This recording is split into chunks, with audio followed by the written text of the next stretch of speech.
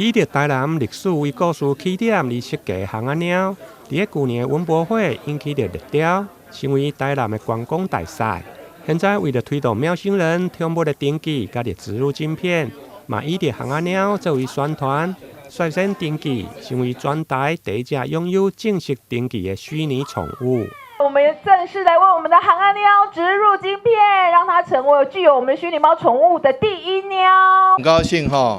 能够让我们台南的明星猫巷仔鸟成为全台第一猫。原因就是我们现在宠物饲养的登记，过去都只有在汪星人，只有在狗狗才做宠物登记但是因为其实养猫的人真的是很多这只有汪星人可以做宠物登记，可以成为台南市的一份子，喵星人都没有的话，那未免太不公平了。就像只过母亲节没有过父亲节，那爸爸一定不开心。那所以说呢，我们这个台南市首开全国之前，在依法的条件下，我们首次展开猫猫的宠物登记。那也希望各位饲主猫猫可以陪伴你，但是如果你做宠物登记的话，比较不会走失；如果不见的话，也比较容易找到。更何况这个其实在身份认同上也可以认同成为台南市的一份子，所以有百利无一害。所以欢迎也期待所有的喵星人的饲主